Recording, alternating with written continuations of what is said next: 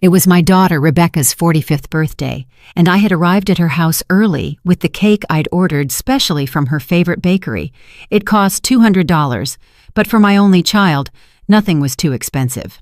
I knocked on the door with a smile, expecting to see her face light up like it did when she was a little girl, but when she opened it, her expression was one of total annoyance. "Oh, it's you," she muttered without even looking me in the eye.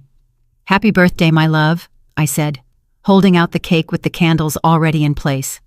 "I brought your favorite, chocolate with strawberries, just like when you were a kid." Rebecca sighed deeply, as if my presence were an unbearable burden. "Mom, we need to talk," she said dryly, letting me inside without even a thank you for the cake.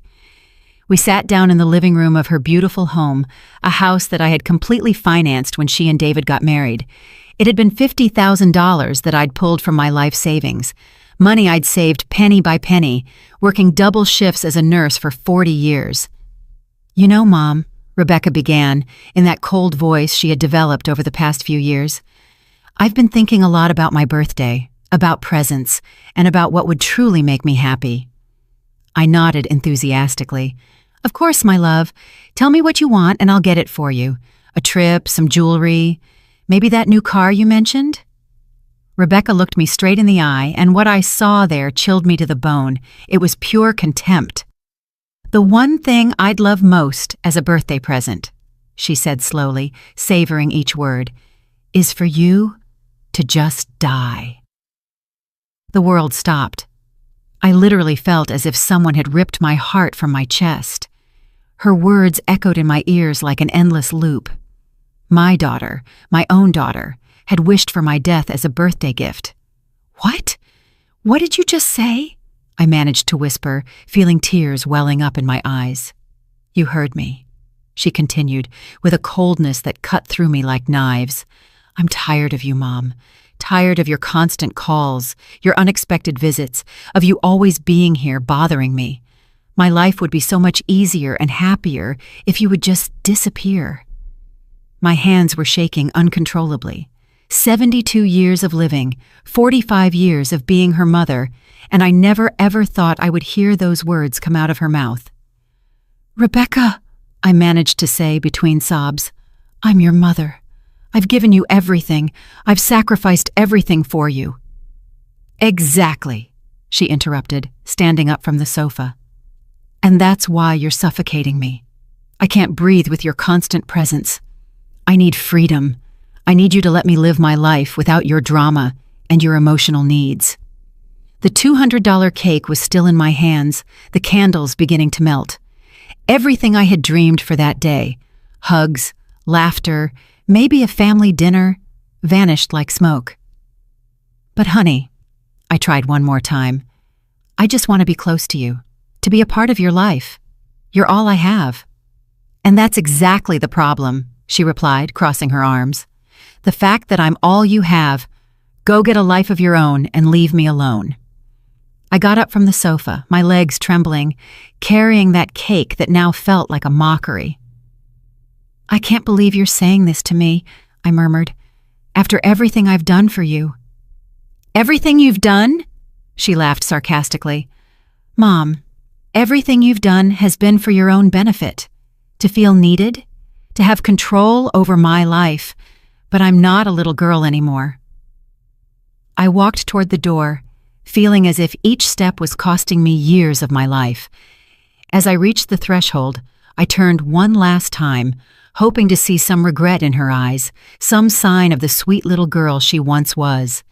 But I only saw impatience for me to leave so she could finally celebrate her birthday without the nuisance I represented. "Happy birthday, Rebecca," I murmured, and I walked out of that house, closing the door behind me. I didn't know at that moment that it would be the last time I would ever enter that house as the mother who had sacrificed everything, because what my daughter didn't know was that she had just awakened something in me that had been dormant for decades. I arrived at my small apartment with trembling legs and a broken heart. The $200 cake ended up in the trash, the melted candles a reflection of the tears that wouldn't stop falling.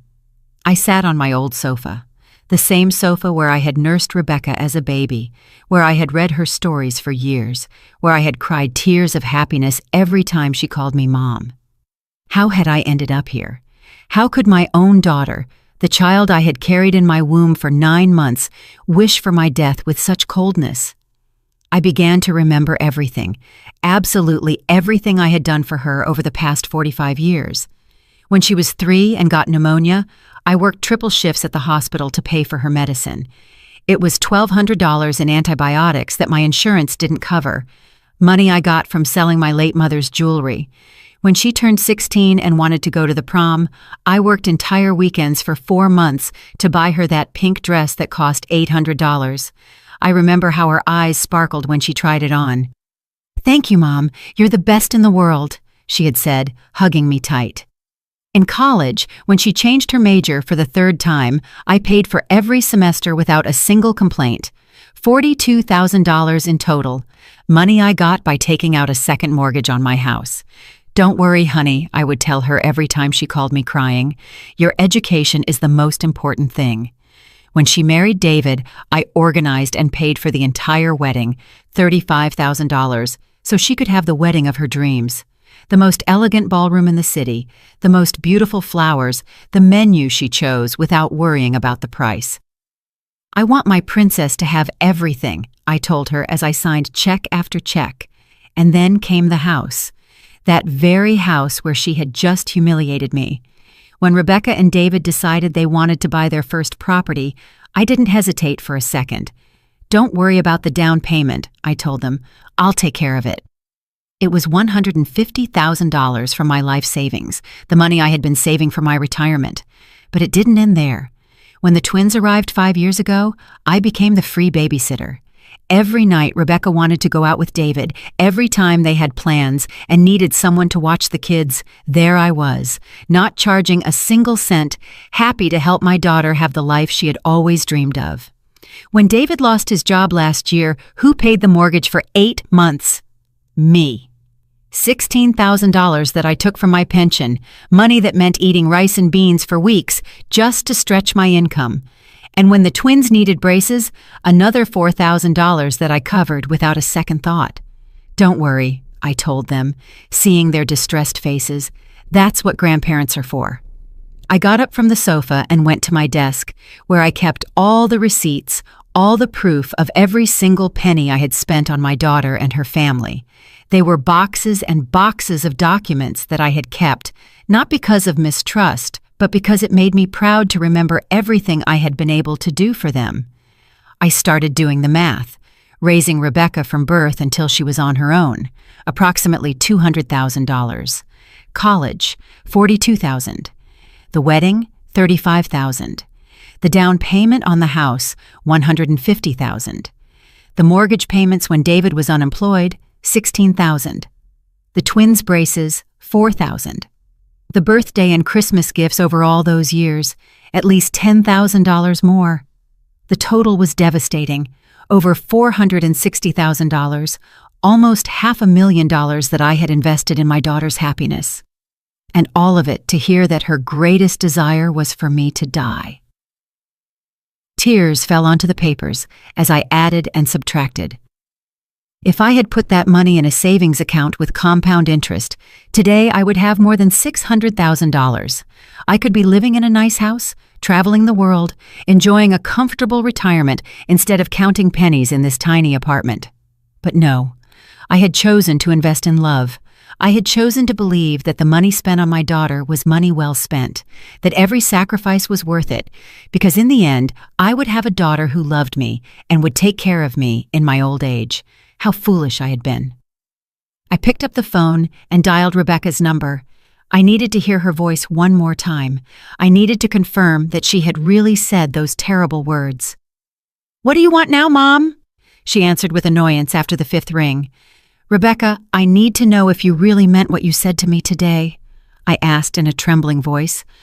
"Of course I meant it," she replied without a hint of remorse. "Mom, it's time for you to understand that I need space. Your obsession with me isn't healthy."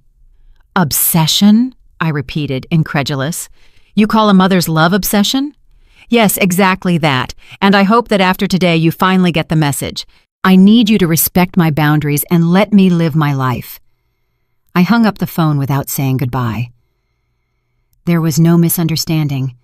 My daughter truly believed that my love was a burden, that my presence in her life was a problem she needed to solve. That night, I couldn't sleep. I lay awake staring at the ceiling, remembering every beautiful moment we had shared. Every hug, every "I love you, Mom" that had come from her lips. Had it all been a lie?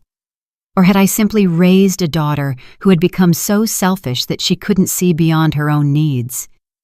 At 3 a.m, something changed inside of me. The sadness began to transform into something different, into anger, into indignation, into the clear understanding that I had been used, manipulated, and discarded like a used tissue.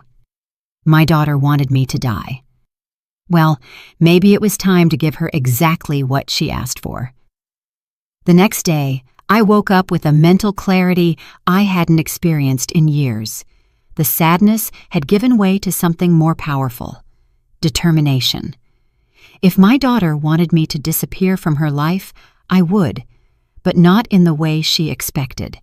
I put on my best clothes and went out with a defined purpose. First stop, the bank where I had a joint account with Rebecca for her house's emergency expenses.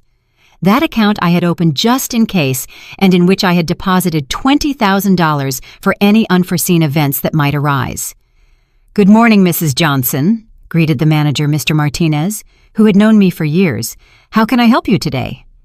"I want to close joint account number 458728891, I said with a smile that he interpreted as kindness, but which was in reality pure vengeance. "Are you sure? That account has a considerable balance of $20,000, he warned, checking his computer screen. "Completely sure. I want to transfer all of that money to my personal account," I replied, signing the papers with a steady hand. Seeing those $20,000 returned to my personal account gave me a satisfaction I hadn't felt in years. It was only the beginning. Next stop, the mortgage loan office. During the past year, when David was unemployed, I had co-signed their mortgage. That meant that if they couldn't pay, the responsibility fell on me. But it also meant that I had rights to that property. "Mrs. Johnson," the loan officer, Ms. Williams, greeted me. "What brings you here?" "I want to review the mortgage contract where I appear as a co-signer," I explained. "I need to understand exactly what my rights and obligations are." While she looked for the documents, I remembered the day I signed those papers. Rebecca had cried with emotion. "Thank you, Mom. I don't know what we'd do without you. You're our savior," she had said, hugging me tight. David had also thanked me, promising me they would never have late payments. "Here are the documents," Ms. Williams said, placing a thick folder in front of me. "As a co-signer, you are responsible for the payments if the primary holders cannot make them. But you also have the right to reclaim the property if you believe the debtors won't be able to fulfill their obligations." "Exactly," I completed, examining the papers carefully. "Is there a problem with the payments?" she asked with professional concern. "I'm evaluating the situation," I replied, putting a copy of all the documents in my bag. "What would I have to do if I decided to exercise my rights as co-signer?" "You would have to demonstrate that there's a risk of default or that there have already been significant delays. In your case, I see that you covered 8 months of payments last year, which is already sufficient evidence that the primary holders lack financial stability." Perfect. David had lost his job again last week. Information that Rebecca had given me without thinking about the implications. She thought she was asking for help indirectly, but what she was really giving me were the weapons for my revenge. I left that office with a smile. My dear daughter had no idea of the storm that was brewing. Third stop, my personal lawyer, Mr. Ansel Adams, a 70-year-old man who had been a friend of my late husband's. He knew my entire family situation and had witnessed my sacrifices for Rebecca for decades. "Julietta," he greeted me warmly, "what brings you to my office? It's not common to see you here." "Ansel, I need your help with something very important, I told him, sitting in front of his desk. I want to completely change my will. His eyebrows shot up in surprise. Has something happened with Rebecca? I told him everything. Every hurtful word, every moment of contempt, the coldness with which she had wished for my death on her own birthday. Ansel listened to me in silence, his expression becoming more serious with each detail. Julieta, he said finally, I'm so sorry for what you're going through. I never thought Rebecca was capable of something like that after everything you've done for her. Me neither, I sighed, but I've made my decision. I want to change my will and leave everything to a charitable organization. I also want to set up a trust fund for my grandchildren, but Rebecca can't have access to that money until they turn 25. That can be done, Ansel nodded, taking notes. Do you also want to change the beneficiaries of your life insurance? Of course. Anything with Rebecca's name on it, I want to change it. My daughter wants me to die, but when I do, she's not going to receive a single penny from me. We spent 2 hours reviewing all my legal documents, my $100,000 life insurance policy, my savings, my apartment, my investments. Everything that had once been designated for Rebecca would now go to the Orphans Foundation, where I had worked as a volunteer for years. There's something else, I said when we were finishing. I want you to prepare all the documents to reclaim the house where Rebecca lives. As the co-signer of the mortgage, I have rights, and her husband just lost his job again. Ansel's eyes lit up with understanding. Now I see where you're going with all of this. Are you sure you want to go that far? Completely sure, I replied with a determination that surprised even myself. My daughter told me her life would be easier if I disappeared. Well, I'm going to disappear, but first I'm going to make sure she understands exactly what it means to live without me and without everything I've done for her. When I left Ansel's office, it was already dark. I walked through the streets of my neighborhood feeling renewed, as if I had woken up from a very long dream. For 45 years, I had lived for Rebecca. I had sacrificed my own dreams and desires to give her everything she wanted, but no more. I got back to my apartment and poured myself a glass of wine, something I hadn't done in years. Toasting myself was something completely new, but it felt incredibly liberating. I took out my phone and dialed a number I had saved months ago but had never dared to use. It was for a travel agency specializing in retirees that offered packages for living abroad. Good evening, this is Julieta Johnson, I said when they answered. I saw your promotion about living in Switzerland. Could you send me complete information? Of course, Mrs. Johnson. Switzerland is a very popular destination among our clients. We have several programs, from temporary stays to permanent residency. What kind of information do you need? Everything, I replied without hesitation. I want to know everything about how a 72-year-old person can start a new life in Switzerland. After hanging up, I stood at the window, looking out at the city where I had lived my entire life. Soon, all of this would be just a memory. My daughter had asked for my disappearance as a birthday gift, and I was going to grant it to her in the most spectacular way possible. What Rebecca didn't know was that her wish was about to become her worst nightmare. The next few days were a roller coaster of emotions and secret preparations. Every morning, I woke up with a mix of pain and determination that pushed me forward with my plan. It was as if I had woken from a long slumber where I had lived only to please my daughter, and now, finally, I was living for myself. On Wednesday morning, my phone rang. It was Rebecca. For a moment, my heart sped up, thinking that maybe she had reconsidered, that she might apologize for the terrible words she had said. How naive I still was. Mom, she said in that cold voice she had adopted lately, I need you to do me a favor. Not even a hello or how are you. She went straight to the point as if I were her personal assistant. What do you need? I asked, curious to see how far her audacity would go. The twins have a presentation at school on Friday, and David and I have an important work dinner. Could you watch them that night? The irony was delicious. The same woman who had wished for my death as a birthday gift was now asking me to watch her children as if nothing had happened, as if I were a resource available 24/7. I can't, I replied simply. What do you mean you can't? She asked with genuine surprise. Evidently, she wasn't used to me saying no. I have other plans, I lied with a smile she couldn't see. What plans could you possibly have? She asked with that condescending tone that hurt me deeply, as if at 72 years old I didn't have the right to have a life of my own. Plans that are none of your business, I replied, keeping my calm. Find another sitter. But Mom, I can't get a sitter on such short notice. Besides, since when do you charge me to watch your own grandchildren? There it was, the emotional manipulation she had used on me for years, but this time it wouldn't work. Since you told me that your greatest gift would be for me to die, I answered with coldness. If you want me to disappear from your life, I'm starting now. There was a long silence on the other end of the line. Finally, Rebecca let out a sarcastic laugh. Seriously, you're going to punish me like you're a little brat, she said. I thought after a few days the drama would be over. It's not drama, Rebecca. It's respect for your wish. You wanted me to disappear, so that's what I'll do. Fine, she said with annoyance. If you want to be that childish, that's on you, but don't come crying later when you're lonely. She hung up without saying goodbye. Perfect. Every interaction confirmed that I was making the right decision.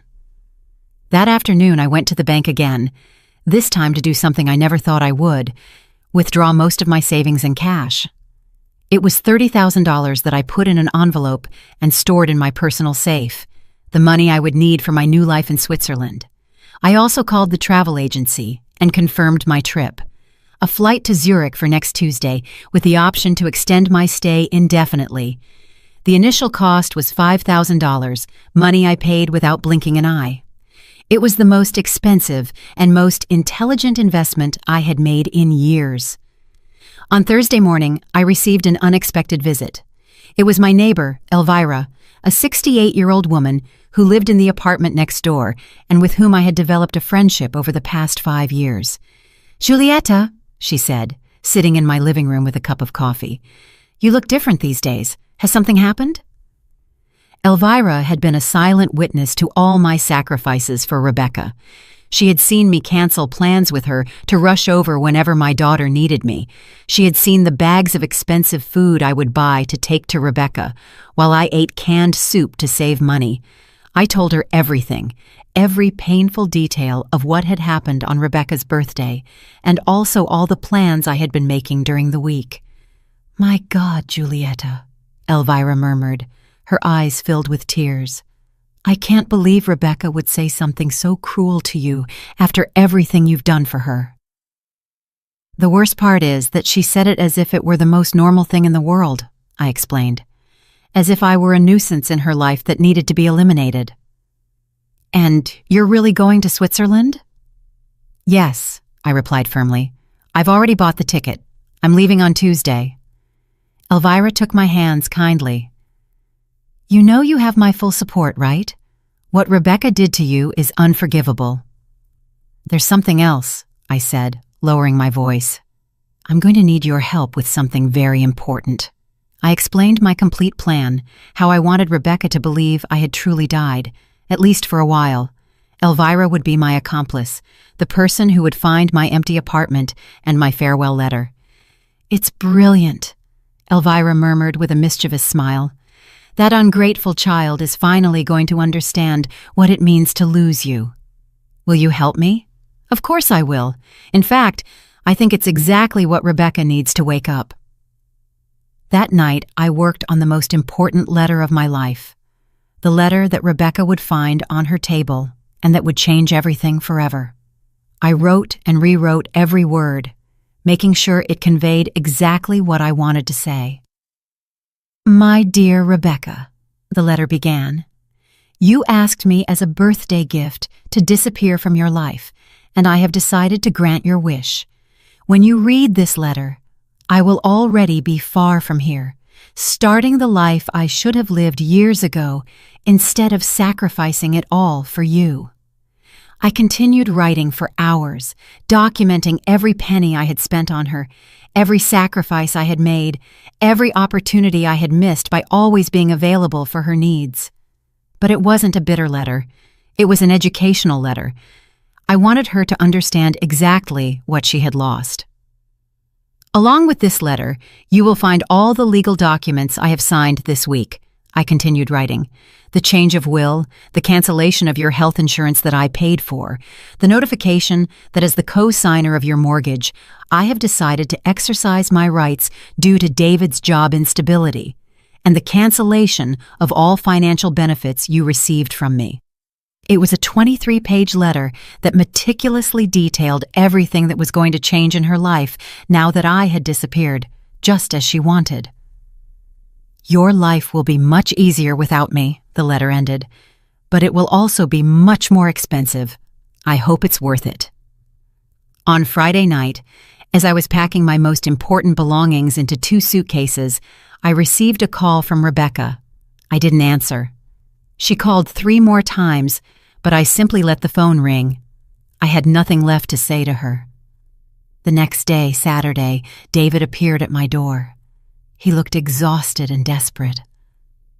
"Julieta," he said in a pleading voice, "Rebecca told me what happened between you two.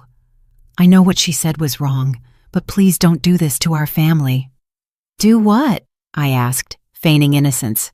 "Stop helping us. Just withdrawing from our lives like this. The kids need you. We need you."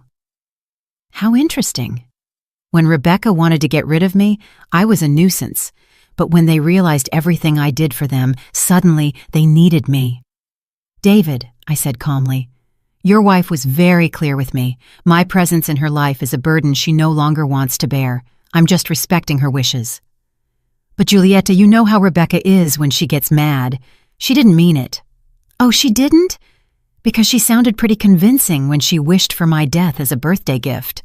David lowered his head. He knew he had no argument to defend the indefensible. "Please," he insisted, "give me a chance to fix this. I'll talk to Rebecca. I'll make her understand how wrong she is." "It's too late for that," I replied, slowly closing the door. "Give my grandchildren a kiss for me." Sunday was my last day in that city. I spent the morning walking through the places that had been important in my life. The hospital where I had worked for 40 years, the park where I had taken Rebecca as a child, the church where I had married her father. It was my silent farewell to a life I had lived completely for others. On Monday, I would begin a life that I would finally live for myself. On Sunday night, I couldn't sleep, not because of nerves or regret, but because of a strange emotion I hadn't felt in decades, the anticipation of an adventure. At 72 years old, I was about to begin the life I had always dreamed of, but never dared to live. At 5 in the morning on Monday, Elvira knocked on my door as we had arranged. She brought fresh coffee and a knowing smile that filled me with energy. "Ready for your great escape?" she asked, winking. "More than ready," I replied, carrying my 2 suitcases to the door. "Do you have the spare keys to my apartment?" "Here they are," she said, showing me the set of keys I had given her the night before. "And I also have the letter for Rebecca and all the legal documents you're going to leave on her table." We had planned everything meticulously.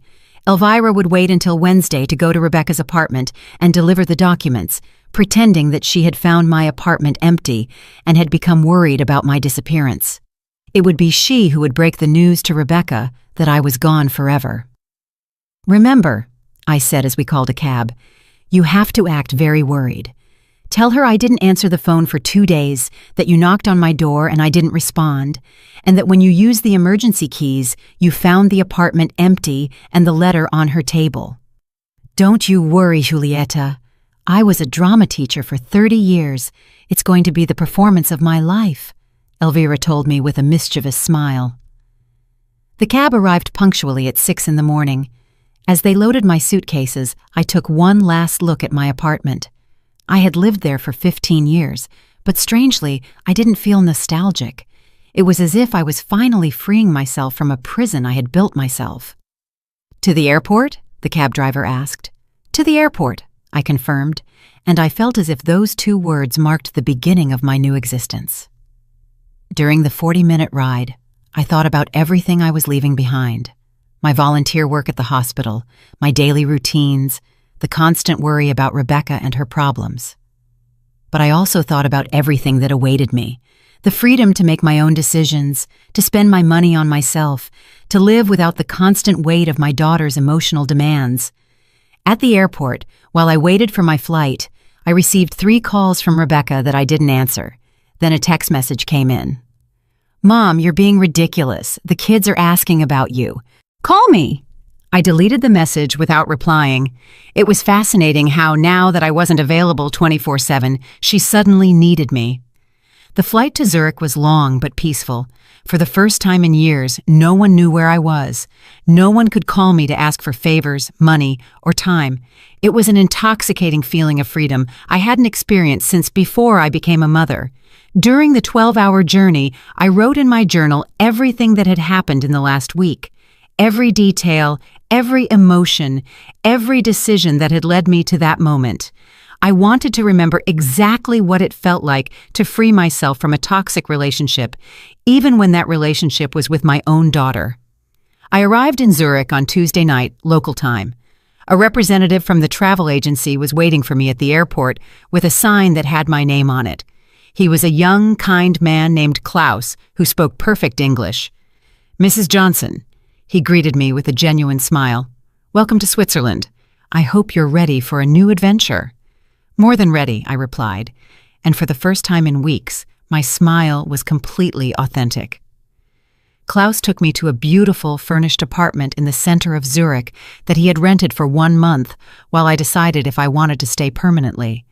It was small but cozy, with windows that overlooked a lovely park and a partial view of the lake. "Here is all the information about the city," Klaus said, handing me a thick folder. "Places to eat, activities for people your age, German classes, social groups. I've also scheduled a meeting for you with a financial advisor for tomorrow afternoon to help you with the paperwork if you decide to stay permanently." That night, I slept better than I had in years. There was no phone that could ring, no one who needed anything from me, no responsibilities beyond taking care of myself. On Wednesday morning, I woke up early and went out to explore the city. I had breakfast at a charming cafe by the lake. I bought fresh flowers for my temporary apartment, and for the first time in decades, I spent money on something completely unnecessary, a beautiful silk scarf that cost $100. I bought it simply because I liked it, without worrying about the price or whether that money could be better invested in my daughter's needs. As I walked through the streets of Zurich, I mentally calculated how much money I had spent on Rebecca in just the last 5 years. Between the mortgage payments when David was unemployed, the twins' braces, the constant gifts, the gas to go watch the kids, the food I always brought when I visited, it had been at least $50,000. $50,000 I could have used to travel the world, to live comfortably, to fulfill the dreams I had postponed for decades. Instead, I had given it to a daughter who considered my love a burden and my presence a nuisance. At 2 in the afternoon, Zurich time, I calculated that it would be 8 in the morning in my hometown. Elvira would be preparing to go to Rebecca's apartment to deliver the letter that would change everything. I sat on a bench by the lake and waited. I knew that in a few hours my phone would start ringing desperately. Rebecca would finally understand what it meant to truly lose me. At 5 in the afternoon, my phone started to vibrate. It was Rebecca. I let it ring until it stopped. Immediately, it rang again. Again, Rebecca. This time, I answered. "Mom!" she screamed, her voice cracking. "Where are you?" "Elvira came to the house with a letter from you. She said you've disappeared. What's going on?" "Hello, Rebecca," I replied calmly, enjoying the Swiss lake as I spoke. "Did you read the letter yet?" "Yes, I read it. Are you crazy? How could you do this to us? Where are you?" "I'm exactly where I need to be," I replied, "far away from you just as you wanted." "But I didn't want this. I didn't want you to actually leave. I was just angry. I didn't mean it."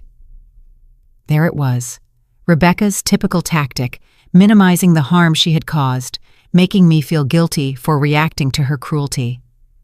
"You didn't mean it when you told me that your greatest birthday wish was for me to die?" I asked her, because you sounded pretty convincing. "It was just, I was just frustrated. David lost his job again. The kids are giving me problems at school. I'm so stressed. I shouldn't have taken it out on you. You're right. You shouldn't have. But it's done, and words can't be taken back. But Mom, please, come back. We need you. I need you. How interesting. Now she needed me. Now that she had read the letter about all the financial benefits she had lost, now that she knew she could lose her house, now that she understood she would have to pay for her own health insurance and find a sitter for the twins. Do you need me, or do you need my money? I asked her directly. There was a long silence on the other end of the line.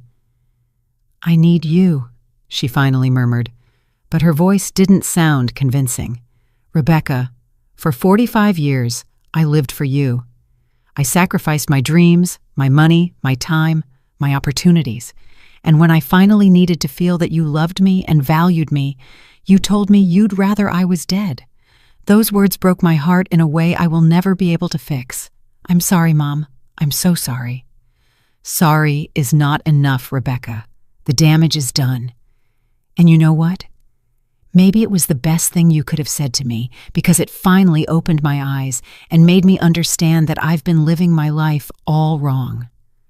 What do you mean? I mean that for the first time in decades, I am living for me, and it feels wonderful. Where are you, Mom? Please tell me, Rebecca begged, her voice choked with tears. The kids are asking about their grandma. They don't understand why you haven't come to see them. It was fascinating how now that I wasn't available, the grandchildren suddenly missed me. For all those years, when I canceled my plans to watch them, when I bought them expensive gifts, when I took them to the park while Rebecca went shopping, it was just what was expected of me. But now that I was gone, my absence was felt.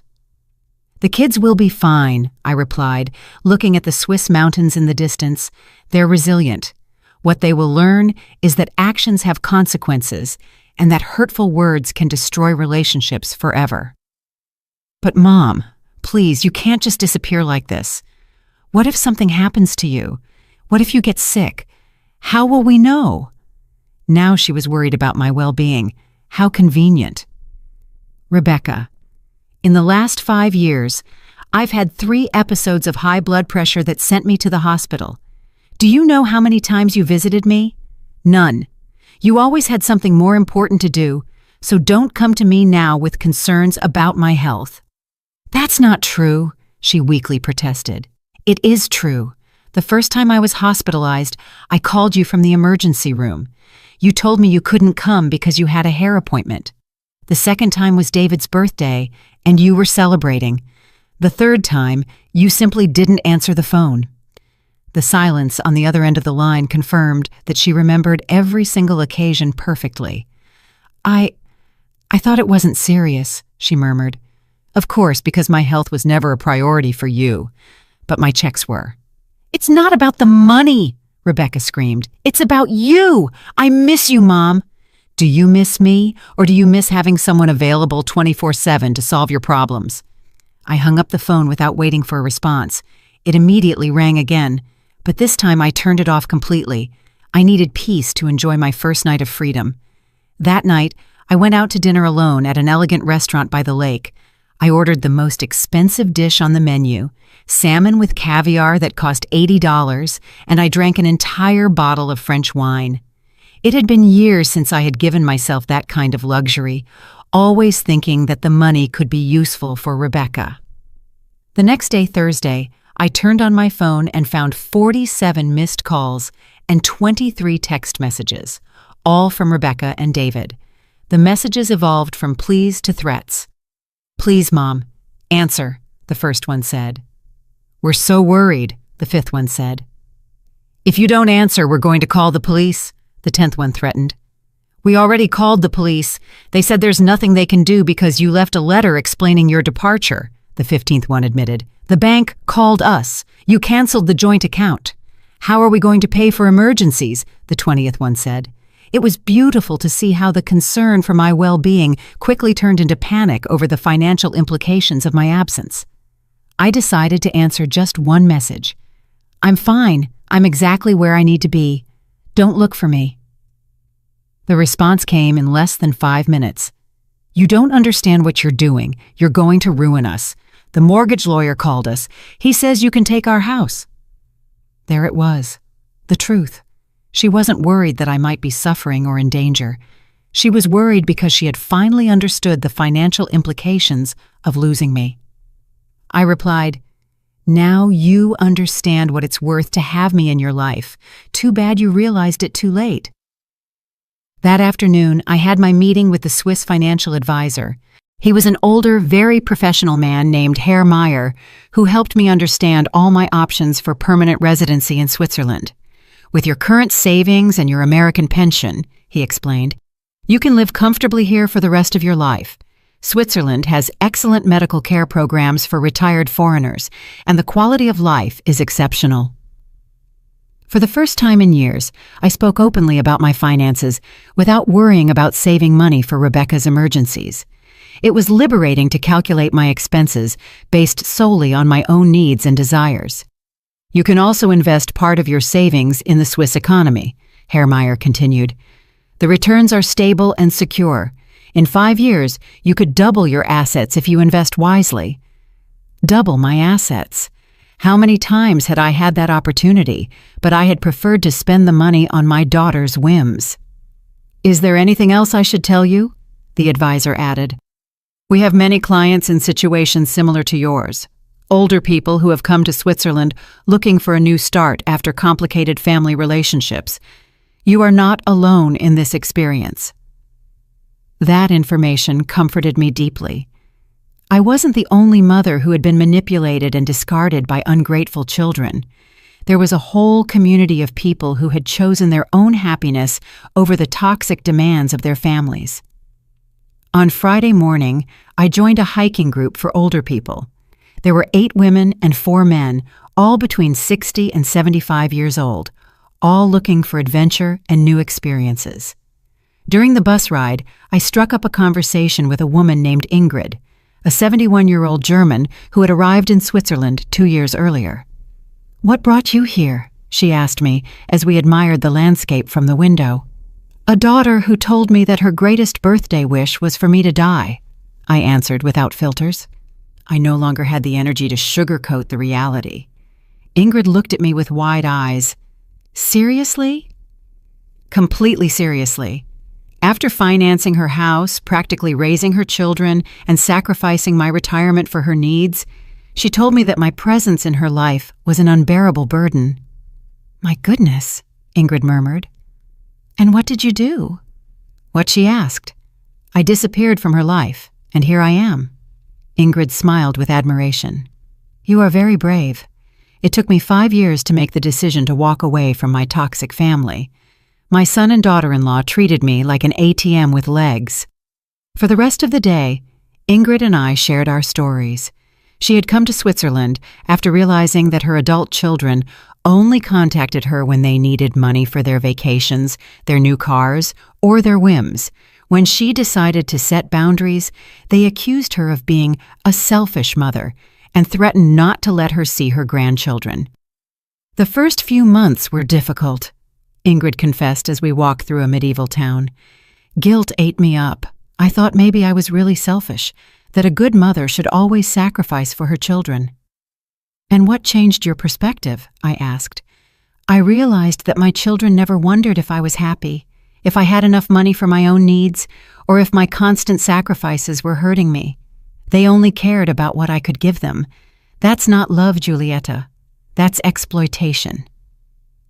Her words resonated deeply in my heart. For decades, I had confused emotional manipulation with filial love, constant demands with genuine need. That night in my apartment, I decided to turn on my phone for the last time in several days. I had 62 missed calls and 47 text messages. Most of them were from Rebecca and David, but there were also some from unknown numbers. I read the text messages chronologically, observing the evolution of my daughter's panic. The first ones were still emotional pleas. "Mom, please come back. We need you. The kids are crying for you." But they gradually became more desperate and financial. The bank called us for a meeting on Friday. They say that, as the co-signer, you have the right to reclaim the house. They can't take our house away for a misunderstanding. By the 5th day, the messages had become aggressive. This is ridiculous, Mom. You're ruining our lives over a tantrum. Act like an adult and come back. And finally, desperate, I called all the hospitals, the police, your friends. No one knows where you are. If something happens to you, it's going to be my fault. Please, just tell me you're okay. It was fascinating to observe how at no point did Rebecca genuinely apologize for wishing me dead. At no point did she acknowledge the cruelty of her words or express real remorse. It all revolved around the negative consequences my absence had for her. I decided to reply one last message. I am perfectly fine and happier than I have been in years. What you are experiencing now are the natural consequences of your actions. I hope this experience helps you understand the value of the people you love before it's too late with others in your life. The response came immediately. Please, Mom, we can fix this. I promise I'll never say horrible things again. Just come back. I wrote my final response. Empty promises don't mend broken hearts. Rebecca, the words you said to me revealed what you really think of me. You can't take that truth back with desperate promises. After sending that message, I blocked her number and all the numbers associated with David. I also blocked the unknown numbers that had been calling me. It was time to close that chapter for good. On Monday morning, I met again with Herr Meyer to sign the papers that would allow me to reside permanently in Switzerland. I also made arrangements to permanently transfer my American pension and begin the process of selling my apartment in my hometown. Are you sure you want to make this permanent? Herr Meyer asked me. It's a very big decision. I have never been more sure of anything in my life, I replied, signing each document with a firm hand. For the first time in decades, I am making decisions based on my own happiness, not on the demands of others. That afternoon, I received a call from Elvira, my dear neighbor and accomplice. Her voice sounded excited. Julieta, you have to hear this, she said. Rebecca came to my apartment yesterday, crying hysterically. She begged me to tell you to come back, that it had been a terrible misunderstanding. And what did you tell her? I asked.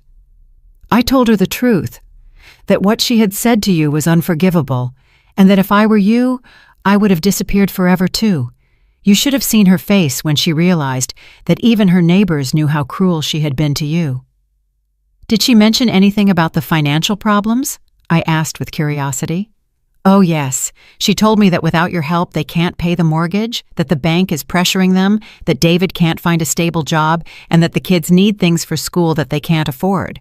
Basically, she realized everything you did for them when she lost it. It was exactly what I had expected. She didn't miss me as a person. She missed my function as a financial provider and problem solver. Elvira, I told her, when someone asks about me, especially Rebecca, I want you to tell them that I'm dead to them, because in a sense it's true. The Julieta who constantly sacrificed herself for an ungrateful daughter really died on her birthday.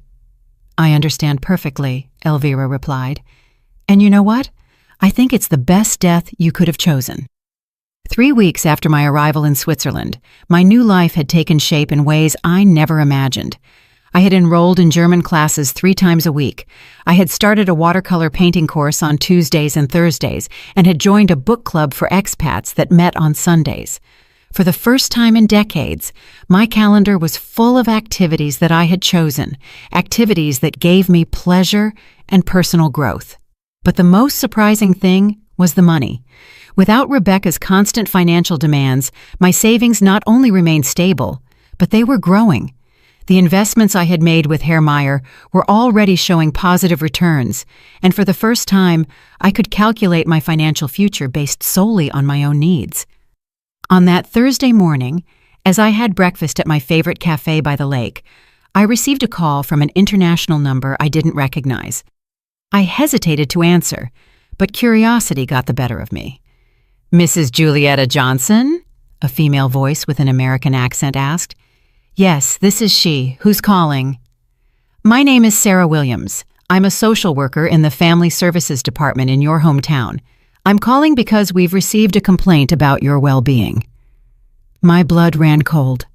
A complaint. What kind? "Your daughter, Rebecca Johnson, filed a complaint alleging that you may be suffering from dementia or cognitive decline, and that you've made financial and life decisions that put you at risk. According to her, you disappeared suddenly and are living in precarious conditions abroad." I couldn't believe what I was hearing. Rebecca had gone to the extreme of involving social services, inventing a mental illness to invalidate my decisions and force my return. "Ms. Williams," I replied in a firm voice, "I do not suffer from dementia or cognitive decline. I am living in Switzerland by my own choice, in a comfortable apartment, with excellent medical care, and in perfect mental health. My daughter's allegations are completely false." "I understand your position, Mrs. Johnson, but we need to verify your well-being. Would it be possible to coordinate a medical and psychological evaluation through the American consulate in Switzerland?" "Of course," I replied without hesitation. "I am willing to undergo any evaluation that demonstrates I am in perfect mental health and that my decisions have been made with complete lucidity." After coordinating the details for the evaluation, I hung up the phone, feeling a mix of rage and disbelief. Rebecca had crossed a line of no return. Not only had she wished me dead, but now she was trying to destroy my mental credibility to regain control over my money and my life. I immediately called my lawyer, Ansel, back in my hometown. "Julieta," he greeted me with concern. "I'm glad to hear your voice. I've had a very interesting week with your daughter." "I bet you have. I just spoke with social services. Rebecca is accusing me of having dementia." "That's not all," Ansel sighed. "She also hired another lawyer to try to challenge all the legal changes you made before you left. She's alleging that you weren't in your right mind when you signed them." "Can she do that?" "She can try, but she doesn't have solid legal grounds. I have recordings of all our conversations where you clearly demonstrate total lucidity. Furthermore, the fact that you meticulously planned your departure and are living independently in Switzerland contradicts any allegations of cognitive decline. What else is she doing?" "She has tried to access your bank accounts, alleging concern for your well-being. She also wanted to stop the process of reclaiming the house, but since everything is legally backed, and she herself signed the documents where she acknowledges that David lost his job again, she has no valid arguments." It was incredible how far Rebecca was willing to go to get back the financial benefits she had lost. "Ansel, I want you to prepare a defamation lawsuit against my daughter. Her false allegations about my mental state could affect my reputation and my legal rights." "It would be my pleasure," Ansel replied with satisfaction. "After seeing how she has treated you, I think it's time for her to face the legal consequences of her actions." 2 days later, I showed up at the American consulate in Zurich for the medical and psychological evaluations. The American doctor who examined me was an older, experienced man who immediately understood the situation. "Mrs. Johnson," he told me after an exhaustive 3-hour evaluation, "not only are you in perfect mental health, but the decisions you have made demonstrate admirable lucidity and courage. Your daughter is clearly trying to manipulate the legal system to recover financial benefits. That will be officially documented." "Absolutely. I'll send a detailed report to social services explaining that her allegations are unfounded and that you are living an independent and healthy life in Switzerland." That same afternoon, I received a call from the social worker. "Mrs. Johnson, we have received the medical report from the consulate. It is clear that your daughter's allegations are baseless. We are going to close the case and notify Rebecca that her complaints were unfounded." "Thank you," I replied. "Will this be in some kind of record?" "Yes, it will be documented that she filed a false complaint about a family member's well-being, which could have legal implications if it is repeated." Perfect. Rebecca had not only failed in her attempt to invalidate my decisions, but now she had an official record of filing false complaints. That night, I decided to do something I had been putting off. Write an open letter detailing my entire experience, not for Rebecca, but for other mothers who might be living in similar situations of manipulation and emotional abuse from adult children. I wrote for 4 hours, documenting every sacrifice I had made, every manipulation I had suffered, and every step I had taken to reclaim my dignity and my life. It was a 20-page letter that I titled, "When a Mother's Love Becomes Self-Destruction, My Story of Liberation at 72. I decided to send the letter to an online blog I had discovered that specialized in stories of older women who had found the courage to radically change their lives. A week later, I received an enthusiastic response from the editor. "Julieta," she wrote, "your story is powerful and inspiring. We have received hundreds of comments from women who completely identify with your experience. Would you be willing to participate in a video interview for our YouTube channel?" I accepted immediately. It was time to use my experience to help other women who were trapped in toxic family dynamics. The interview was published 2 weeks later and quickly went viral. Thousands of women shared similar stories of adult children who emotionally manipulated them and financially exploited them. The comments were a catalog of pain and recognition. "My 40-year-old son lives in my house, doesn't pay rent, and yells at me when I ask him to look for a job," one woman wrote. "My daughter only calls me when she needs money for her vacations, but she never has time to visit me when I'm sick," another shared. "I thought I was the only mother who felt used by her own children," a third confessed. But the most impactful thing came a week after the interview was published. I received an email from an address I immediately recognized. It was David, my former son-in-law. "Julieta," he wrote, "I saw your interview on YouTube. I need you to know that I completely agree with you. What Rebecca said to you was unforgivable, and the way she has treated you for years is unacceptable. I myself have been a witness to how she manipulates and uses you, but I never had the courage to confront her because we were so dependent on your financial help." He continued, "I want you to know that the kids miss you a lot, and they don't understand why you don't come to see them anymore. Rebecca has told them that you're sick and can't visit, but I believe they deserve to know the truth when they are older." The email ended, "I know it's probably too late for apologies, but I wanted you to know that at least one person in this family acknowledges how badly we treated you and how much you sacrificed for us. I hope you are happy in your new life." I read the email 3 times before deciding how to respond. Finally, I wrote, "David, I appreciate your honesty, but apologies after the fact don't change the damage done. I hope this experience helps you to be a better husband and father, and that you teach your children to value the people who love them before it's too late." It was the first time someone in my family had publicly acknowledged the abuse I had suffered. It didn't change my decision to stay away, but it did give me a sense of validation that I had been needing for years. My new life in Switzerland was flourishing in ways I never imagined.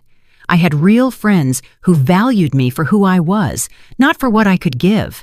I had hobbies and passions that I had rediscovered. I had peace of mind and financial stability. And most importantly, I had dignity. 6 months after my arrival in Switzerland, my life had taken a shape I had never dreamed possible. It was a perfect spring morning when I received a call that would change everything once again. It was Elvira, my dear neighbor and accomplice. "Julieta," she said with an excited voice, "you have to hear this. Rebecca lost the house." My heart stopped for a moment. Despite everything, a part of me still worried about my grandchildren's well-being. "What exactly happened?" I asked. "The bank foreclosed on the mortgage last week. David couldn't find a stable job. They fell behind on the payments, and since you are the co-signer and are exercising your legal rights, the bank proceeded with the foreclosure. Rebecca came to me yesterday, crying hysterically." "And the kids? They're fine. They moved to a small apartment on the other side of town. David finally got a job in a factory, earning a lot less than before, but at least it's something stable. Rebecca had to go back to work too." It was strange, the mix of feelings I experienced. I didn't feel joy for their suffering, but a deep satisfaction of justice. For the first time in their lives, Rebecca and David were experiencing the real consequences of their decisions without having someone to rescue them. "Is there anything else?" Elvira continued. "Rebecca asked me if I knew how to contact you. She said she wants to genuinely apologize, that she finally understands everything she lost when she lost you." "And what did you tell her?" "I told her that some wounds are too deep to heal, and that some words can never be taken back. I also told her that you are flourishing in your new life, and that it's probably best for both of you that she doesn't try to contact you." Elvira was right. Over these 6 months, I had built an inner peace that I didn't want to risk for empty promises from a daughter who had repeatedly shown that she only valued me when she needed me.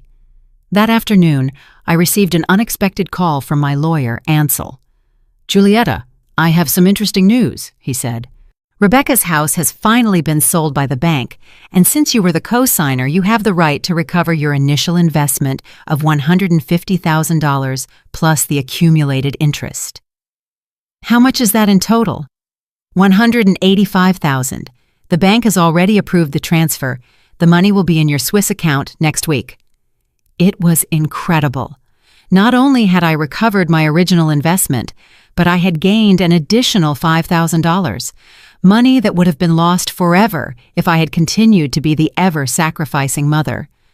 "There's also something else," Ansel continued. "Your apartment in your hometown has finally sold.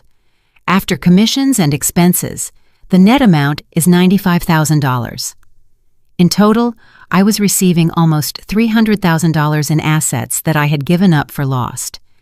With my existing savings and the investments I had made in Switzerland, my total net worth now exceeded $500,000. At 72 years old, I was richer than I had ever been in my life. That night, I celebrated at my favorite restaurant by the lake. I ordered French champagne and toasted the brave woman who had the courage to start over when everything seemed lost. As I dined, I thought about the entire journey. I had started this journey as a broken and humiliated mother, devastated by the cruel words of an ungrateful daughter. But now I was an independent woman, financially stable, surrounded by genuine friends, and living the life I had always dreamed of. The next day, I decided to do something I had been considering for weeks, write a full book about my experience, not just my story, but a practical guide for older women who were trapped in toxic family relationships. I contacted a Swiss publisher that specialized in self-help and personal growth books. The editor, a woman named Brigitte, was immediately interested. "Julietta," she told me during our meeting, "your story touches on a topic that affects millions of women but is rarely talked about openly. Emotional abuse by adult children is an epidemic problem that needs to be exposed." I spent the next 3 months writing, "When Love Hurts, Freeing Yourself from Family Emotional Abuse After 70. The book documented not only my personal experience, but also practical strategies for recognizing manipulation, setting healthy boundaries, and finding the courage to prioritize one's own well-being. The book was published 8 months later and became a bestseller in several European countries. The letters I received from readers were incredible. Women from all over the world wrote to me, telling me how my story had given them the courage to make radical changes in their own lives. "I read your book and finally understood that I am not a bad mother for refusing to continue to finance my 35-year-old son's irresponsibility," wrote Maria from Spain. "Your story helped me understand that true love does not require self-destruction," Carmen from Mexico wrote to me. "After reading your book, I sold my big house and moved to a small apartment I can afford without depending on my children's help. For the first time in years, I sleep in peace," Rosa from Argentina shared. But the letter that moved me the most came 1 year after the book's publication. It was from a young mother named Andrea. "Mrs. Johnson," she wrote, "I'm 30 years old and have a 65-year-old mother who has sacrificed her whole life for me and my siblings. After reading your book, I realized that we are treating her exactly like Rebecca treated you.